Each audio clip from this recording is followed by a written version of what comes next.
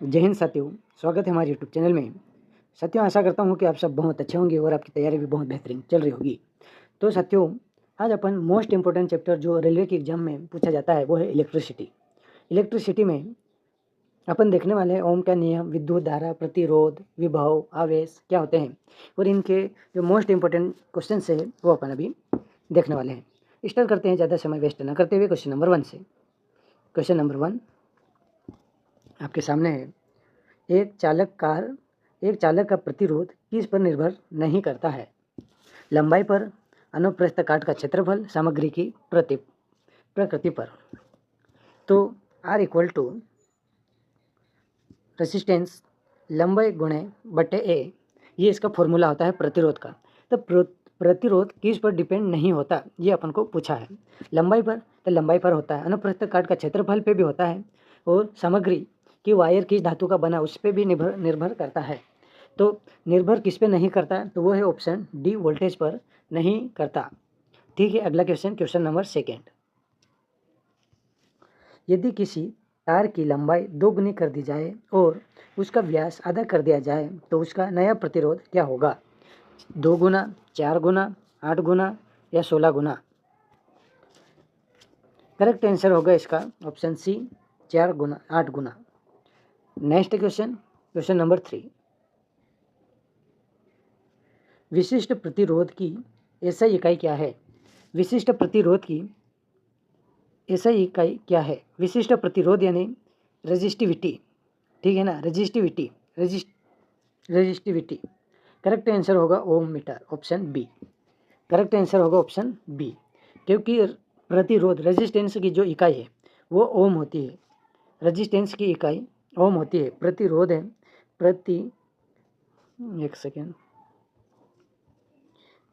प्रतिरोध और प्रतिरोधकता दोनों अलग अलग चीज़ें। प्रतिरोध की जो ऐसा यूनिट है वो है ओम, लेकिन जो प्रतिरोधकता है उसकी ऐसा यूनिट है ohm meter. Next question number 4। Kirchhoff का प्रथम नियम केसीएल के संरक्षण सिद्धांत पर आधारित है? ऊर्जा पे, संवेग पे, आवेश पे, द्रव्यमान पे? करेक्ट आंसर होगा ऑप्शन सी, आवेश पे। अगला क्वेश्चन नंबर 5। एक आदर्श एमीटर का प्रतिरोध होना चाहिए बहुत अधिक, शून्य, अनंत, 100 ओम? करेक्ट आंसर होगा ऑप्शन बी, शून्य। एमीटर का प्रतिरोध क्या होना चाहिए? शून्य होना चाहिए। Next question number 6। 1 किलोवाट घंटा कितने जूल के बराबर होता है? 3.6 into 10⁵ joule, 3.6 into 10⁶ joule, 3.6 into 10⁴ joule, 1000 joule? Correct answer होगा option B, 3.6 into 10⁶ joule. Next question number 7। Super conductors वे पदार्थ है जिनका प्रतिरोध बहुत कम होता है, तापमान के साथ बढ़ता है, क्रांतिक तापमान पर शून्य हो जाता है या स्थिर रहता है? करेक्ट आंसर होगा ऑप्शन सी, क्रांतिक तापमान पर शून्य हो जाता है। अगला क्वेश्चन नंबर 8। अर्धचालकों में सेमीकंडक्टर में तापमान बढ़ाने पर प्रतिरोध पर क्या प्रभाव पड़ता है? यहाँ पर 2 चीज़ें आती है। एक चालक, एक तो होता है कंडक्टर चालक जिसमें आसानी से क्या धारा प्रवाहित होती है, एक होता है अर्धचालक जिसमें धारा प्रवाहित होती तो है लेकिन कम होती है। एक होता है कुचालक में धारा प्रवाहित ना के बराबर होती है, बहुत दिक्कत आती है उसमें। ठीक है, तो अर्धचालकों में तापमान बढ़ाने पर प्रतिरोध पर क्या प्रभाव पड़ेगा? तो अर्धचालक में अगर अपन तापमान बढ़ाएंगे तो प्रतिरोध क्या करेगा? बढ़ेगा। क्या होगा? करेक्ट आंसर है ऑप्शन बी, घटता है। करेक्ट आंसर इस ऑप्शन बी, घटता है। अर्धचालक में घटता है। अगर बोलेगा कुचालक, जब कुचालक की बात होगी तो बढ़ेगा, ठीक है, और चालक में तो घटेगा ही, बढ़ेगा ही। Next question number 9। Wheatstone bridge का उपयोग किसे मापने के लिए किया जाता है? करंट, वोल्टेज, अज्ञात प्रतिरोध या शक्ति? करेक्ट आंसर होगा ऑप्शन सी, अज्ञात प्रतिरोध। अगला क्वेश्चन नंबर 10। समांतर क्रम पैरेलल सर्किट में जुड़े प्रतिरोध R1 R2 का समतुल्य प्रतिरोध क्या होगा? तो हम जो प्रतिरोध है उसको 2 प्रकार से जोड़ सकते हैं। एक होता है श्रेणी क्रम। तो श्रेणी क्रम में अपन क्या करते हैं? डायरेक्ट R1 प्लस R2 जोड़ देते हैं, श्रेणी क्रम में इस प्रकार से जोड़ते हैं। बात हो रही समांतर क्रम में, पैरेलल में कैसे जोड़ेंगे, तो 1/R equivalent, 1/R equivalent equal to 1/R1 plus 1/R2। इस तरह से अपन समांतर क्रम में इस प्रकार से जोड़ेंगे। समांतर क्रम में इस प्रकार से जोड़ेंगे। आर समतुल्य प्रतिरोध क्या होगा, तो जब अपन ने पढ़ा तो अपन ने समझा कि जब ये मान निकल जाएगा तो सबसे पहले नीचे वाली संख्या को क्या होगा, गुणा हो जाएगा। फॉर एग्जांपल R1, एक सेकेंड, R1 प्लस R2, ऊपर क्या होगा, गुणा हो जाएगा। ठीक है, यहाँ पर प्लस कर दिया हमने, यहाँ पर गुणा हो जाएगा, गुणा हो जाएगा नीचे, क्योंकि नीचे वाली संख्याओं का अपन इस प्रकार से अगर इक्वेशन बनती है तो अपन मैथ्स में भी अगर इस प्रकार से इक्वेशन बनती है तो अपन क्या करते हैं, नीचे वाली संख्याओं का एलसीएम लेके ऊपर वाली संख्या में जितने बार कटता है एलसीएम लेके R1 से काटने के बाद जो आता है उसको ऊपर वाली संख्या से क्या कर देते हैं, गुणा कर देते हैं। तो उसी प्रकार यहाँ पर भी अपन करेंगे तो नीचे वाली संख्या का गुणा हो जाएगा और ऊपर वाली संख्या R1 प्लस R2 हो जाएगा। लेकिन ये मान किसका है, 1/R इक्विलेंट का है। अपन को वो R इक्विलेंट निकालने के लिए उल्टा करना पड़ेगा, यानी R1 इंटू R2 बटे R1 प्लस R2, ये वाला मान किसमें है, ये वाला अपना करेक्ट आंसर होगा। तो इसका जो करेक्ट आंसर होगा वो है ऑप्शन बी, करेक्ट आंसर होगा ऑप्शन बी। एक सेकेंड, करेक्ट आंसर होगा ऑप्शन बी। अगला क्वेश्चन देखते हैं, क्वेश्चन नंबर 11। विद्युत बल्ब का फिलामेंट टंगस्टन का क्यों बना होता है।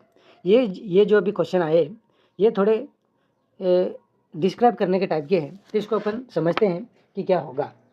विद्युत बल्ब का फिलामेंट टंगस्टन का क्यों बना हुआ होता है, तो उसका कारण होता है कि जो टंगस्टन है उसका क्या होता है, हाई मेल्टिंग पॉइंट होता है। क्या होता है, high melting point, high melting point, यानी हाई मेल्टिंग पॉइंट होने के कारण उसका जो बल्ब का फिलामेंट है वो टंगस्टन का बनाया जाता है, ताकि वो धीमे से पिघले, ठीक है ना, वो पिघल ना सके।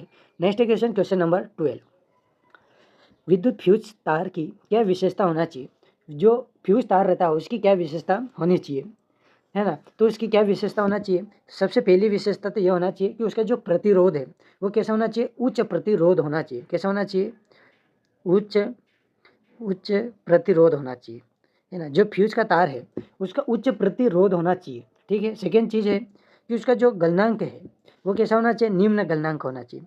अगर मान लो कुछ भी फाल्टू हुआ तो उच्च गलनांक अगर होगा, उच्च गलनांक, एक सेकेंड, उच्च गलनांक, ठीक है, उच्च गलनांक होना, निम्न गलनांक और उच्च प्रतिरोध होना चाहिए। ये हो गया क्वेश्चन नंबर 13। अगला, 100 वोल्ट और 40 वोल्ट के बल्ब को अगर श्रेणी क्रम में जोड़ने पर कौन सा अधिक चमकेगा, कौन सा अधिक चमकेगा। अगर इनकी अगर तुलना करेंगे अपन तो कौन सा अधिक चमकेगा वो, तो इसमें करेक्ट आंसर होगा वो है, एक सेकेंड, करेक्ट आंसर होगा 40 वोल्ट वाला। वो क्यों चमकेगा, क्योंकि श्रेणी क्रम में। अगला क्वेश्चन देखते हैं, क्वेश्चन नंबर 14। विद्युत धारा की दिशा क्या मानी जाती है, यानी विद्युत धारा की दिशा क्या होगी, क्वेश्चन नंबर 14। तो विद्युत धारा की जो दिशा होती है वो जिस डायरेक्शन में इलेक्ट्रॉन चलते हैं, इलेक्ट्रॉनों के प्रवाह के विपरीत, कैसा विपरीत, जिस डायरेक्शन में इलेक्ट्रॉन चलेंगे उसके विपरीत डायरेक्शन में विद्युत धारा चलेगी, ठीक है। अगला क्वेश्चन देखते हैं, क्वेश्चन नंबर 15। घरेलू वायरिंग किस क्रम में की जाती है। तो वायरिंग अपन जो सर्किट है वो दो प्रकार से करते हैं। पहला तो है श्रेणी क्रम में, कैसा, श्रेणी क्रम में, और सेकेंड चीज़ है समांतर में। दो प्रकार से वायरिंग की जाती है। श्रेणी क्रम में क्या होता है कि जो धारा है वो समान होती है और वोल्टेज बढ़ जाता है। समांतर क्रम में धाराएं बढ़ जाती है और वोल्टेज समान होता है, ठीक है। लेकिन इसमें वायरिंग है तो इसमें क्या करेंगे, समांतर क्रम में क्या होता है, श्रेणी क्रम में एक कोई सा भी डिवाइस अगर ख़राब हुआ तो अन्य सभी डिवाइस बंद हो जाएंगे। समांतर क्रम में ऐसा नहीं होता। अगर समांतर क्रम में एक डिवाइस अगर ख़राब होगा तो अन्य डिवाइस चालू होंगे। तो घर में अपन ये थोड़ी ना चाहते कि एक बल्ब ख़राब होए तो पूरे मकान की लाइट ही बंद हो जाए, ऐसा अपन नहीं चाहते। तो अपन इसमें किस प्रकार से जुड़ना चाहेंगे, तो अपन जुड़ना चाहेंगे समांतर क्रम में। तो जो घरेलू वायरिंग होती है वो समांतर क्रम में की जाती है। करेक्ट आंसर होगा समांतर। Next question, question number 16। Capacitor क्या स्टोर करता है, कैपेसिटर क्या स्टोर करता है? तो कैपेसिटर का काम क्या है? वो विद्युत ऊर्जा के रूप में काम करता है। विद्युत ऊर्जा के रूप में काम करता है कौन? कैपेसिटर। अगला क्वेश्चन नंबर 70। ट्रांसफार्मर किस सिद्धांत पर कार्य करता है? ट्रांसफार्मर किस सिद्धांत पर कार्य करता है? ट्रांसफार्मर बोले तो डिब्बी जो गांव में लगी हुई रहती है, आपने बहुत बार देखा होगा, उसको बोलते हैं ट्रांसफार्मर। तो वो किस सिद्धांत पर कार्य करता है? तो डिब्बी है वो अन्योन प्रेरण पर कार्य करता है। इंग्लिश में बोलेंगे म्यूचुअल इंडक्शन। किस पे? म्यूचुअल इंडक्शन पे काम करता है। अगला क्वेश्चन नंबर 18। एसी को डीसी में बदलने वाली युक्ति क्या कहलाती है? एसी को डीसी में बदलने वाली युक्ति क्या कहलाती है? तो करेक्ट आंसर होगा रेक्टिफायर। क्या होगा? रेक्टिफायर, जो क्या करता है? एसी को डीसी में बदलता है। अगला क्वेश्चन नंबर 19। लेंज का नियम किसका परिणाम है? जो लेंज का नियम है वो किसका परिणाम है? क्या बताता है? तो वो है ऊर्जा संरक्षण। किसका? ऊर्जा संरक्षण का। ठीक है। अगला क्वेश्चन नंबर 20। फ्लेमिंग के बायां हाथ का नियम किसके लिए उपयोग होता है? फ्लेमिंग साहब का जो नियम है बायां हाथ का, वो किसके लिए उपयोग में किया जाता है? तो करेक्ट आंसर होगा मोटर के लिए। किसके लिए? मोटर के लिए। और फ्लेमिंग के जो दायां हाथ का नियम है, दायां हाथ का, वो है जनरेटर के लिए। किसके? जनरेटर के लिए, उसके लिए उपयोग किया जाता है। अगला क्वेश्चन नंबर 21। पोटेंशियोमीटर का उपयोग ईएमएफ मापने के लिए होता है। अब यहाँ से जो क्वेश्चन आएंगे वो क्वेश्चन नहीं है, एक जानकारी है जो आपको समझते हुए चलना है, देखना है। क्वेश्चन नहीं है, ये एक कथन है जो पूर्ण रूप से करेक्ट है। ठीक है। पोटेंशियो का उपयोग ईएमएफ मापने के लिए होता है। अगला क्वेश्चन, वोल्टमीटर को हमेशा समांतर क्रम में लगाया जाता है। जो वोल्टमीटर है उसको हमेशा समांतर क्रम में लगाया जाता है। प्रतिरोधकता केवल पदार्थ और तापमान पर निर्भर करती है, आकार पर नहीं। प्रतिरोधकता रेसिस्टेंस है ना, केवल पदार्थ पर निर्भर करती है, वो ना लंबाई पर डिपेंड करेगी ना एरिया पर डिपेंड करेगी। प्रतिरोधकता केवल पदार्थ और तापमान पर निर्भर करती है, आकार पर नहीं। ठीक है। फिर डीसी मोटर में बैक ईएमएफ सप्लाई वोल्टेज का विरोध करता है। ठीक है। फिर डायनेमो यांत्रिक ऊर्जा को विद्युत ऊर्जा में बदलता है। तो जो डायनेमो है वो यांत्रिक ऊर्जा को विद्युत ऊर्जा में बदलता है। एलईडी का पूरा नाम क्या है? तो लाइट इमिटिंग डियोड। क्या है? Light emitting diode. Next 27। Galvanometer को एमीटर में बदलने के लिए निम्न प्रतिरोध को समांतर में जोड़ते हैं। ये अपन को याद रखना है। त्वरित चालक लाइटनिंग कंडक्टर तांबे के बने हुए होते हैं। यहाँ से क्वेश्चन ये से बन सकते हैं कि त्वरित चालक है लाइटनिंग कंडक्टर किस धातु से बने हुए होते हैं? तो वो होगा तांबे से बने हुए होते हैं। अगला, शुष्क सेल ड्राई सेल में कैथोड कार्बन की छड़ होती है। जो सेल है, जो बैटरी में लगने वाले सेल है, उनमें किस प्रकार से इलेक्ट्रॉन चलते हैं, उनमें क्या चीज़ होती है? तो उसमें कार्बन होता है, जिसके कारण वो क्या इलेक्ट्रिसिटी बनाते हैं। स्थिर विद्युत स्टैटिक इलेक्ट्रिसिटी घर्षण द्वारा उत्पन्न होती है। जो स्थिर विद्युत होती है वो घर्षण के माध्यम से क्या होती है? उत्पन्न होती है। ठीक है। इलेक्ट्रॉन वोल्ट ईवी ऊर्जा की इकाई है। ओम का नियम केवल धात्विक चालकों के लिए मान्य है। ओम का नियम क्या है? तो ओम का नियम क्या कहता है कि दाब और ताप नियतांक, यानी दाब और ताप नियत रहने पर, अगर ये समान रहने पर, इनमें अगर कोई बदलाव ना हो तो उनका V inverse E proportional to I, ये उन्होंने बताया था कि जो वोल्टेज है करंट के समानुपाती है। यानी कि अगर वो करंट बढ़ेगा तो वोल्टेज भी बढ़ेगा, करंट अगर कम होगा तो वोल्टेज भी क्या होगा? कम होगा। ये ओम का नियम कहता है। तो ओम का नियम में क्या कहा कि दाब और ताप नियतांक रहेंगे। तो बाद में क्या हुआ कि नियतांक रखने के लिए ऐसे क्या चीज़ लगाए कि नियतांक दाब और ताप रहे, तो उनके साथ में नियतांक के लिए फॉर्मूले में क्या जोड़ा? आर को नियतांक के लिए जोड़ा। उसके बाद फॉर्मूला बन के आया क्या? V = IR। यहाँ पर जो R है वो कभी नहीं बदल सकता। V और I के बदलने पर R नहीं बदल सकता। R यहाँ पर नियतांक है। तो ओम का जो नियम है, ओम्स लॉ है, उसका फॉर्मूला है V = IR। ठीक है। अगला 33 वाला, बल्ब के फूटने पर बल्ब के फूटने पर आवाज़ क्यों आती है? क्योंकि अंदर निर्वात होता है और हवा तेजी से अंदर घुसती है। इसके कारण जब बल्ब फूटता है तो इसमें से आवाज़ आती है। विद्युत धारा एक अदिश राशि है। विद्युत धारा एक कैसी राशि है? अदिश राशि है। सदिश और अदिश में क्या अंतर है, यह अपन थोड़ा सा क्लियर करते हैं। सदिश राशि क्या होती है? ऐसी राशियाँ जिसको दिशा और परिमाण दोनों की आवश्यकता हो। और अदिश राशि क्या होती है? जिसको परिमाण की आवश्यकता तो है लेकिन दिशा की आवश्यकता नहीं होती है। ऐसी राशि को अदिश राशि कहते हैं। अगला क्वेश्चन 35, विद्युत शक्ति इकाई क्या है? तो विद्युत शक्ति, शक्ति यानी पावर, पावर की ऐसा यूनिट क्या है? तो वो वॉट है। अगला क्वेश्चन 36 से, हीटर का तार नाइक्रोम का बना होता है। कोई हीटर होता है उसका तार नाइक्रोम का बना होता है। नाइक्रोम का जो तार है उसकी जो प्रतिरोधकता है वो उच्च होती है और गलनांक भी वेरी हाई होता है। वो मतलब इतने आसानी से गलता भी नहीं है और उसका जो प्रतिरोध है, करंट के माध्यम में जो रुकावट डालने की क्षमता है वो वेरी हाई है।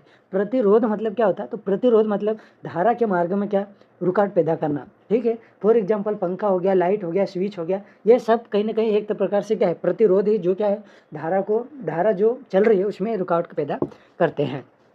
अगला क्वेश्चन 37, वोल्टेज रेगुलेशन के लिए जिन डायोड का उपयोग किया जाता है। अर्थिंग का तार अक्सर हरे रंग का होता है।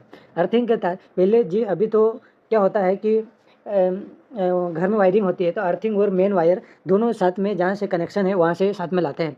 लेकिन पहले ज़माने में घर में क्या होता था, अभी भी ग्रामीण अंचल में होता है कि एक जो मेन वायर है वो ट्रांसफार्मर से यानी मेन इलेक्ट्रिसिटी से लाया जाता है और एक वायर को ज़मीन में कोई भी लोहा यानी एक रोड लोहे की डालकर एक अर्थिंग दिया जाता है, जिसमें अगर मान लो लाइटनिंग कम हो जाती है तो क्या करते हैं? अर्थिंग पे पानी डालते हैं, नमक डालते हैं ताकि लाइट क्या हो जाए? बढ़ जाए।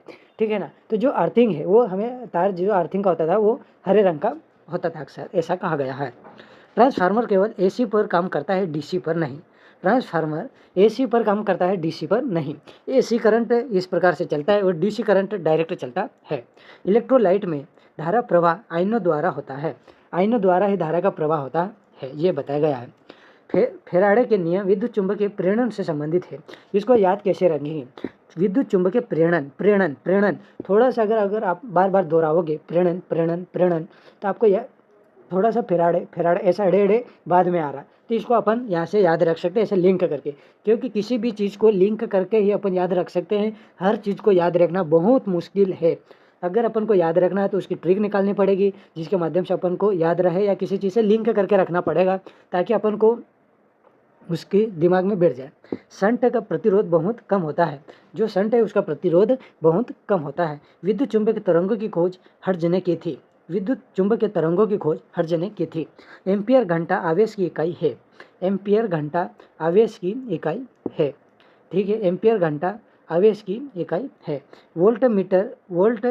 वोल्टमीटर विद्युत क्षेत्र की तीव्रता की इकाई है। वोल्ट बटे मीटर विद्युत क्षेत्र की तीव्रता की इकाई है। ठीक है, अगला प्रतिरोध का ताप गुणांक धातुओं के लिए धनात्मक होता है। अति चालकता की खोज ओनेस ने की थी। पाइजो इलेक्ट्रिक प्रभाव का उपयोग क्रिस्टल घड़ियों में होता है। 49, वोल्टाइक सेल का आविष्कार एलेक्जेंड्रो वोल्टा ने किया था। वोल्टाइक सेल का आविष्कार एलेक्जेंड्रो वोल्टा ने किया था। यह अपन को वोल्टा से वोल्टा याद रखना है। न्यूट्रल तार का वोल्टेज सामान्यतः 0 होता है। एक न्यूट्रल तार होता है उसका जो वोल्टेज है सामान्यतः कैसा होता है? 0 होता है। तो यहाँ पर कुछ अपन ने 1 से 20 तक एमसीक्यू माध्यम से क्वेश्चन पूरे किए थे।